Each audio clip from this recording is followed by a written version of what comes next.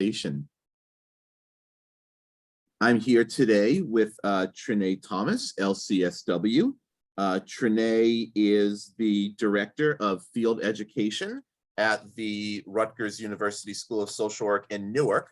She's also the CEO and founder of the Good Healing Firm. And Trinay also has several years experience as a psychiatric social worker.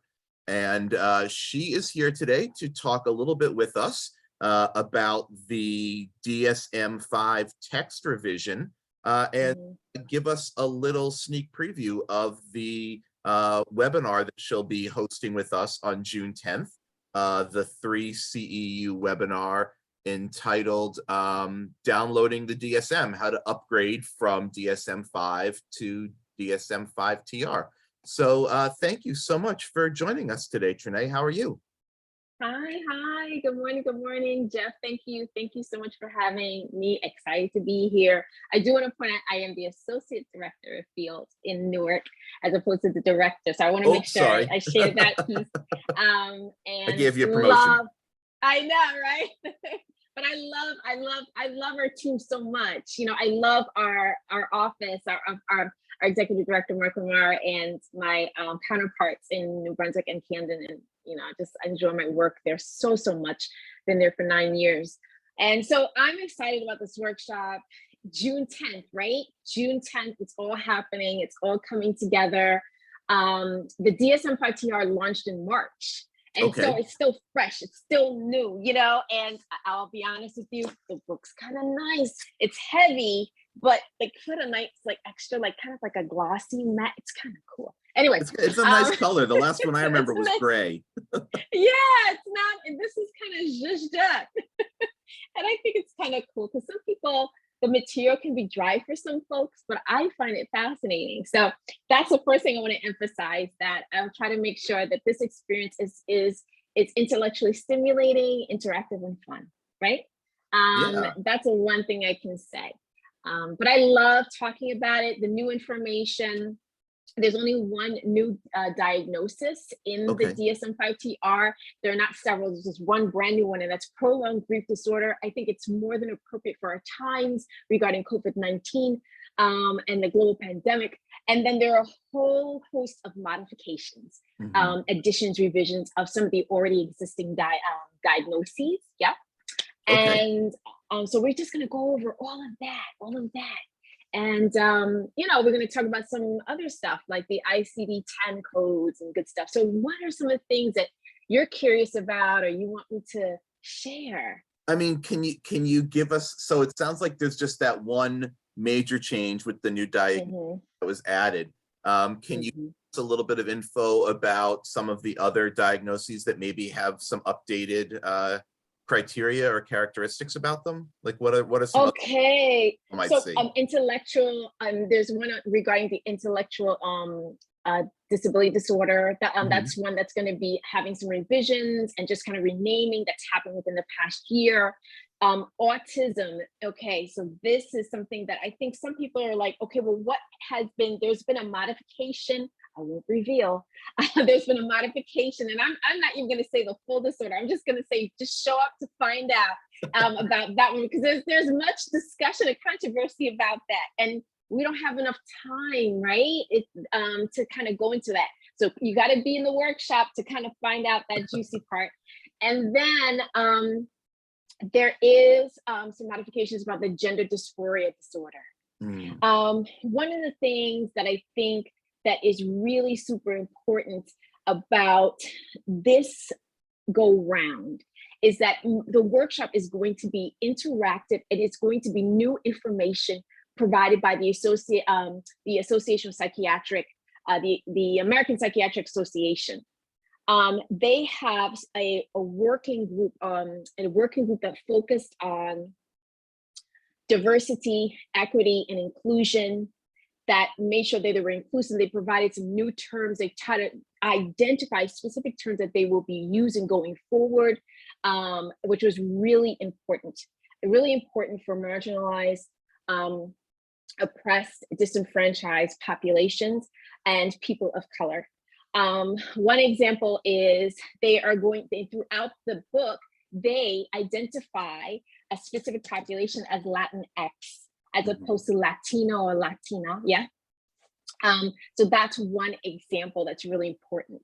Another thing that it's really important is just the acknowledgement, and there's going to be a video that we talk about, individuals that are part of the transgender community, best practices on how to work with them. There's going to be conversation and best practices about how to work with individuals that identify as African American or Black.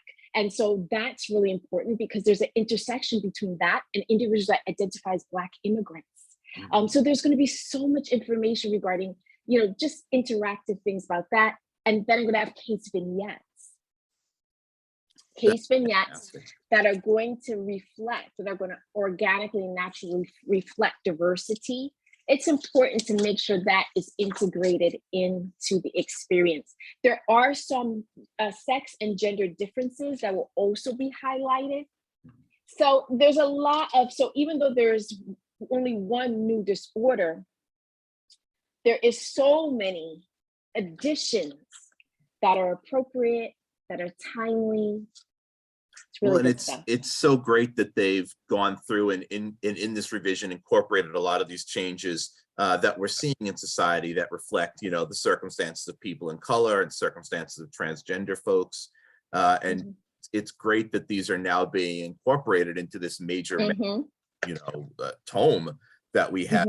And you go back and, you go back, what, 50 years ago, and homosexuality was just being not categorized as a disease anymore.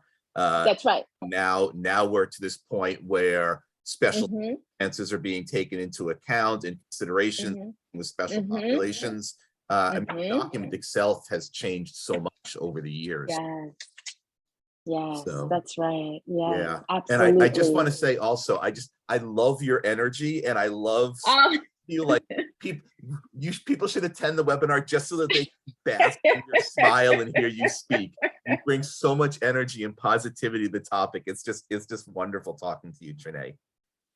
Thank you. I think it's because one of the things I love about social work is I don't get bored. I love the profession. There's always something different. You can be a social worker that works with children for 10 years and then say, I want to work with adults now. You can do that in our profession. And I think it's exciting. You're not boxed in. And I think that's what gets me, that's what puts a smile on my face, or some of the things that are going on regarding the DSM. That's what gets me excited. And I think that some of the information that we share can be it's so serious and appropriately serious. I think it's also important to bring balance.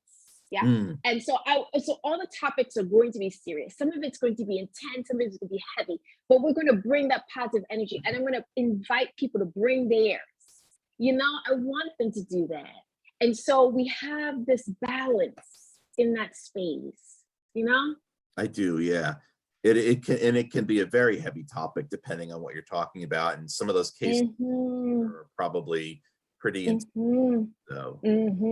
Yeah, so that's critical. I also think because of the global pandemic, now more than ever before, social workers, and then our cousins, right? Psychologists, LPCs, LMHCs, we all need to be refreshed. We all need a reset regarding the new information. And then our clients, our organizations, our systems are going to be expecting, right? They're going to come in with greater expectation because of this pandemic and looking to us, because folks, organizations, they always look to social workers. Okay, well, what's next? What are you guys going to be teaching, training, inspiring us about next? And so because we are the go-tos, this workshop's important more than ever.